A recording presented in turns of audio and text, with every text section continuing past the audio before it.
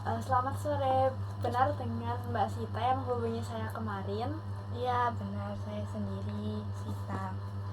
Oke, izinkan saya untuk memperkenalkan diri terlebih dahulu ya, biar kita bisa semakin akrab, terus juga suasananya biar bisa lebih hangat lagi. Iya. Oke, perkenalkan nama saya Aisyah Rahmadini. Mbak Sita bisa panggil saya Kak ataupun Ibu, jadi senyamannya Mbak Sita aja. Iya. Gimana Mbak Sita, duduknya udah nyaman atau belum? Udah kok, sudah Kak. Mbak Sita ini kelas berapa? Saya sekarang kelas 2 SMK. Oh, jadi sekolah SMK ya? Iya. Gimana keseharian di sekolahnya? Ya begitu. Sekarang sih akhir-akhir ini lagi sibuk-sibuknya karena sering ada rapat, karena mau ada acara di sekolah. Terus hari Jumat sama Minggu juga latihan, ikut ekstra begitu. Padat sekali ya Mbak Sita ini kesehariannya. Ya. Kalau hari ini Mbak Sita ngapain aja nih? Dari pagi sampai siang tadi sebelum kesini? Yang pasti itu sholat dulu. Terus kalau waktu saya senggang, saya bantu ibu saya cuci piring, cuci baju saya dan baju yang lain juga. Terus siangnya tadi cuma tidur siang sih, istirahat. Oh iya, weekend juga ya, jadi Iya. makanya bisa tidur siang, Iya. terus juga bisa cuci baju, cuci piring. Iya. Tadi Mbak Sita kesininya naik motor atau gimana? Naik motor sih saya tadi. Oh, udah bisa motoran ya kelas 2 SMK? Iya, sudah. Kalau di sekolahnya dibolehin pakai motor atau gimana? Boleh, tapi saya berangkatnya itu diantar. Cuma tadi saya pakai motor karena nggak ada yang bisa nganter gitu. Terima kasih Mbak Sita udah menyempatkan waktunya. Iya, buat hadir sama-sama. kesini. Tadi Mbak Sita bilang kelas 2 SMK. Kalau Iya. boleh tahu jurusannya apa? BKV. Oh, keren banget. Itu kayak gimana DKV? BKV itu kayak yang fokus dalam buat desain, perfilman juga bisa. Pokoknya fokus dalam bidang yang seperti multimedia gitu. Intinya dalam seni desain gitu. Di DKV itu Mbak Sita kayak ikut ada program-program gitu nggak? Yang kayaknya Mbak Sita ini orangnya produktif gitu. Di sekolah itu ada kayak semacam organisasi khusus di kafe, SM Pro itu namanya. Saya ikut itu. Wah, keren banget. Iya. Tadi di rumahnya Mbak Sita hujan atau enggak? Hujan sebentar sih tadi. Ya emang cuacanya nggak menentu ya, kayak paginya panasnya tuh panas banget. Iya. Terus sorenya bisa tiba-tiba hujan gitu. Iya. Untung aja ini nggak hujan ya, jadi kita Iya. bisa melangsungkan sesi konseling hari ini. Iya. Sebelumnya Mbak Sita udah pernah ikut sesi konseling atau belum? Belum, masih pertama kali ini. Jadi baru pertama ini ya? Iya. Di sini saya jelaskan terlebih dahulu ya. Iya. Di sini tuh Mbak Sita bisa bebas untuk menceritakan apa yang dipikirkan atau apa yang Mbak Sita rasakan akhir-akhir ini. Di sini Mbak Sita bisa terbuka tanpa takut cerita itu akan bocor kemana-mana, karena di sini saya juga memegang asas kerahasiaan, dimana semua yang Mbak Sita ceritakan akan aman bersama saya, dan juga di ruangan ini hanya ada saya dan juga Mbak Sita. Jadi ceritanya aman, tidak akan bocor tanpa persetujuan dari Mbak Sita sendiri. Saya juga memegang asas kesukarelaan, di mana saya tidak akan memaksa Mbak Sita untuk menceritakan semisal Mbak Sita nggak nyaman untuk menceritakan hal tersebut. Terus juga sesi konseling ini mungkin berlangsung selama kurang lebih 30 menit. Apakah dari semua yang udah saya jelaskan tadi Mbak Sita bersedia untuk mengikuti sesi konseling itu sampai akhir? Iya, saya bersedia, Kak. Oke, sebelumnya nih, apa tujuan Mbak Sita buat datang pada sesi konseling hari ini? Saya cuma pengen cerita tentang kayak bagaimana saya menjalani karena kurang pede juga. Ya termasuk sedikit masalah kehidupan lah, Kak, begitu. Oke, Mbak Sita tadi bilang menceritakan masalah keseharian. Iya. Boleh diceritakan kelanjutannya nggak? Akhir-akhir ini tuh saya itu nggak pede, kayak jadi people pleaser gitu. Saya selalu nggak enakan sama teman-teman saya, orang lain juga. Jadi saya kadang itu harus mau atau ikut kemauan mereka, permintaan mereka kemana gitu, supaya saya nggak enakan. Tapi karena itu saya ngerasa kayak nggak pede, nggak bebas jadi diri saya sendiri begitu, Kak. Pasti capek banget ya Mbak Sita kalau misalnya hari-hari tuh kayak nurutin permintaan orang-orang aja tanpa mau menuruti permintaan kita. Terus apa pernah ada suatu kejadian di mana Mbak Sita kayak ngerasa benar-benar kehilangan diri sendiri karena terlalu menjadi people pleaser itu tadi? Waktu di masa lalu ya, Kak. Mungkin beberapa hari belakangan ini bisa diceritakan. Beberapa hari kebelakangan itu pernah, waktu itu kan saya diajak teman saya untuk ke kantin dan keliling-keliling sekolah juga waktu istirahat. Tapi saya itu capek karena kemarin itu habis ada rapat plus latihan juga. Jadi saya kayak aslinya itu mau nolak mereka karena saya udah bawa bekal, capek juga, saya pengen di kelas aja. Tapi karena saya nggak enakan, akhirnya saya ikut mereka dan saya itu cuma makan bekal saya cuma sedikit. Akhirnya di pelajaran setelah istirahat saya kurang fokus ikut pelajarannya gitu, Kak. Itu kurang fokusnya kenapa? Karena mungkin yang pertama faktor capek juga kan, terus kedua itu saya kan belum makan semua bekal saya, jadi masih nahan lapar sedikit juga begitu. Oh, jadi karena menuruti permintaan temennya Mbak Sita tadi, kan bekalnya nggak kemakan ya Mbak. Iya. Jadi waktu istirahatnya Mbak Sita juga berkurang begitu. Iya. Jadi Mbak Sita sering memaksakan diri supaya orang lain itu nggak merasakan kecewa atau marah begitu. Iya. Apa ada suatu kejadian di mana waktu Mbak Sita menolak temannya Mbak Sita itu temannya Mbak Sita ini kecewa ataupun marah begitu? Pas SMP itu pernah, kayak mereka kan suka keliling-keliling tanpa alasan, keliling-keliling di sekolah ataupun main ke kelas teman yang lain yang saya nggak kenal begitu. Nah mereka itu pernah mengajak saya, terus saya itu nolak karena saya mau makan bekal saya juga, saya capek, kayak pengen di kelas aja gitu. Tapi mereka itu kayak langsung kesel gitu, akhirnya mereka pergi berdua. Terus besoknya atau sama masuknya itu saya itu nggak diajak omong lagi gitu selama 3 hari. Waktu Mbak Sita nggak diajak omong itu, apa yang dirasakan Mbak Sita pada waktu itu?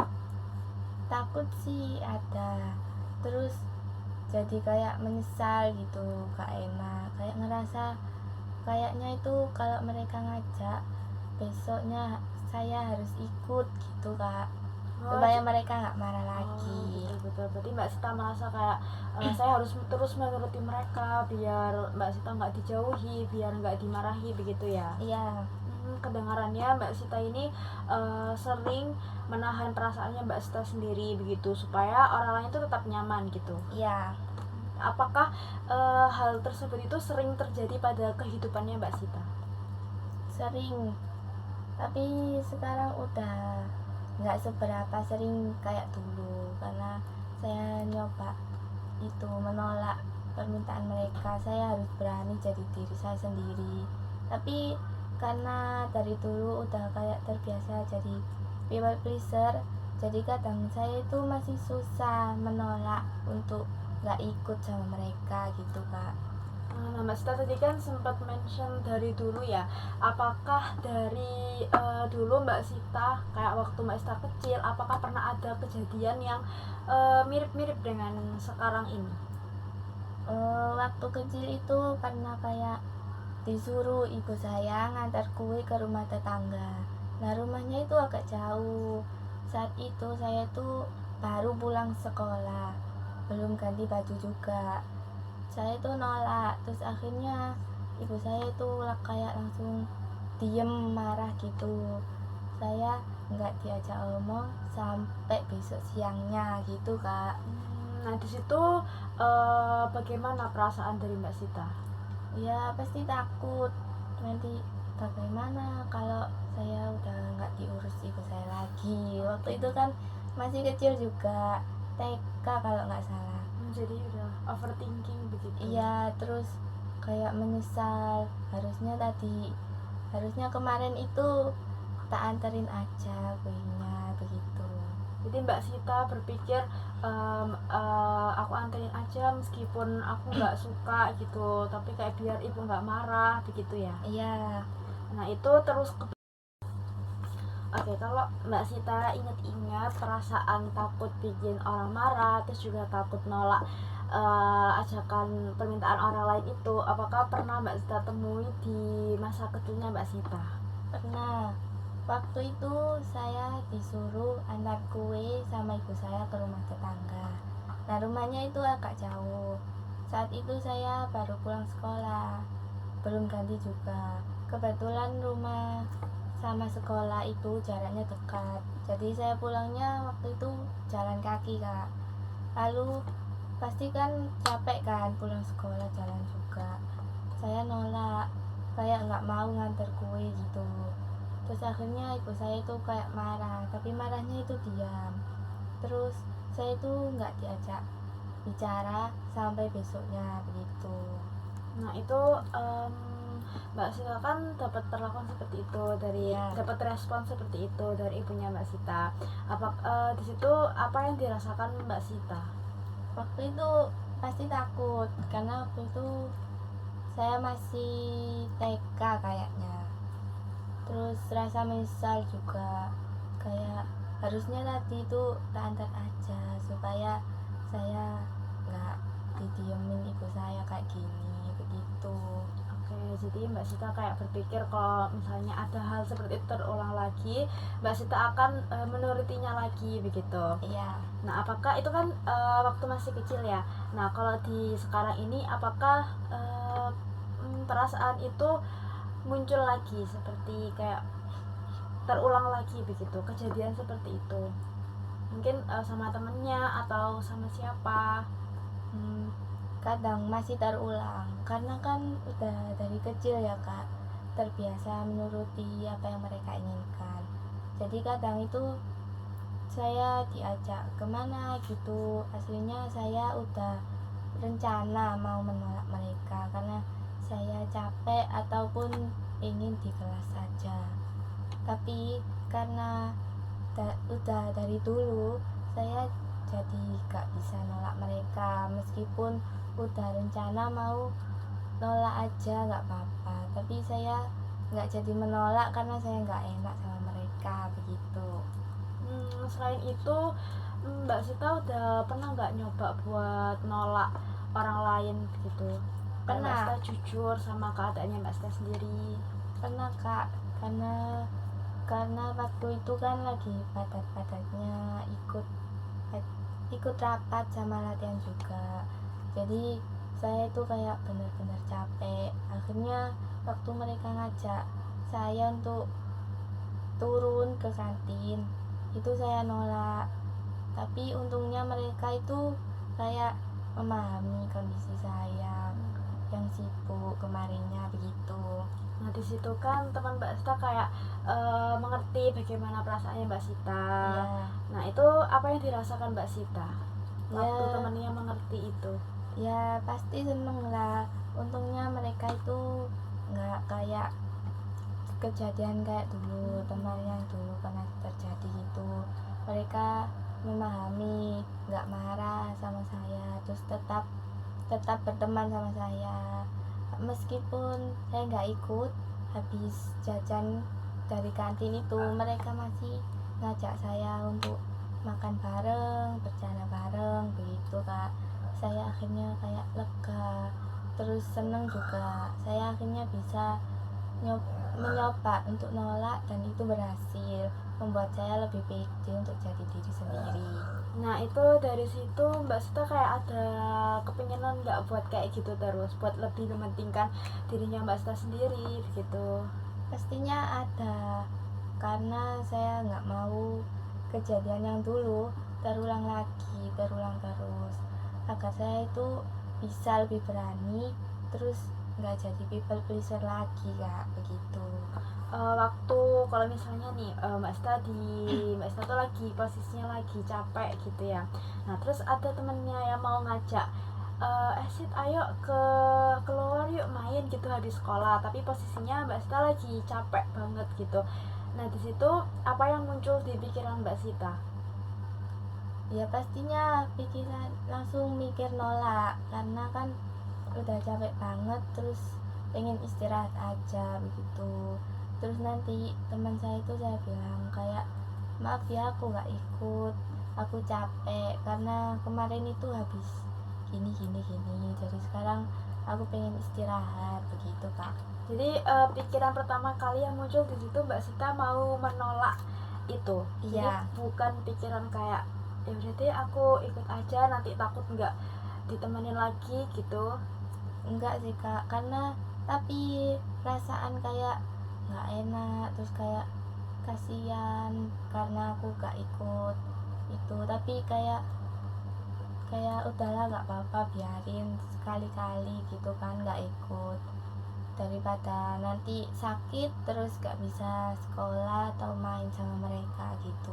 Nah di situ Mbak Sita udah ada kesadaran buat lebih mementingkan dirinya Mbak Sita sendiri begitu. Iya. Nah terus kan dari ceritanya yang udah Mbak Sita ceritakan tadi itu tuh kebiasaan Mbak Sita yang sekarang ini yang lebih suka mementingkan orang lain, terus juga takut nolak orang lain, itu tuh mungkin berasal dari pola lama waktu Mbak Sita kecil.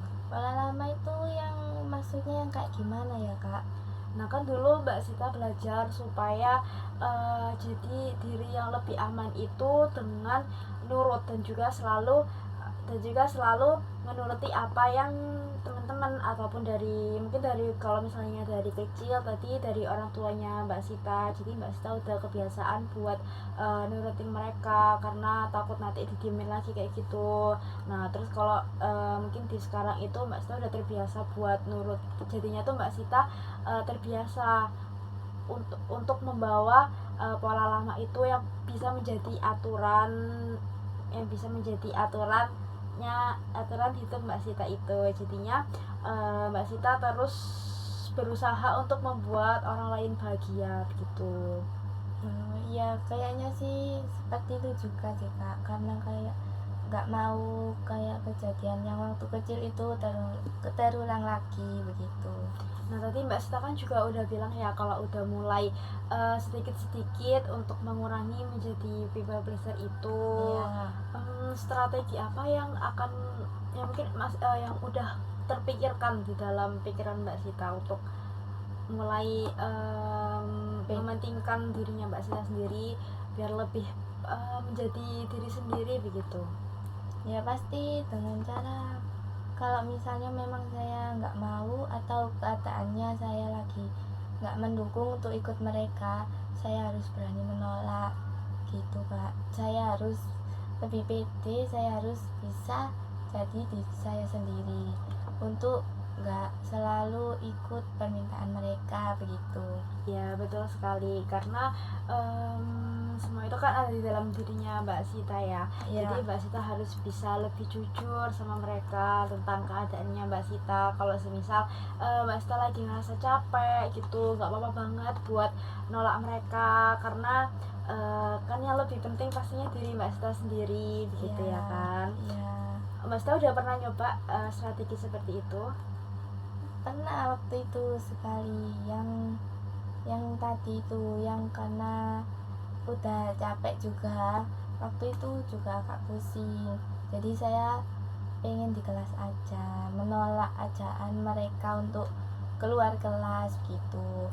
Dan untungnya itu mereka itu memahami gitu kak. Nah itu kan nah di situ tadi saya juga udah tanya kan gimana perasaannya Mbak Sita waktu udah bisa menolak mereka. Iya. Di situ Mbak Sita pasti lebih ngerasa lega dan pastinya lebih senang begitu ya, jadi bisa lebih menjalani hari-hari itu bisa lebih menyenangkan begitu. Kayak ngerasa jadi saya itu juga diperhatikan, dihargai sama mereka begitu. Nah kalau nah dari pola lama yang masa kecil Mbak Sita itu mungkin kalau semisal masih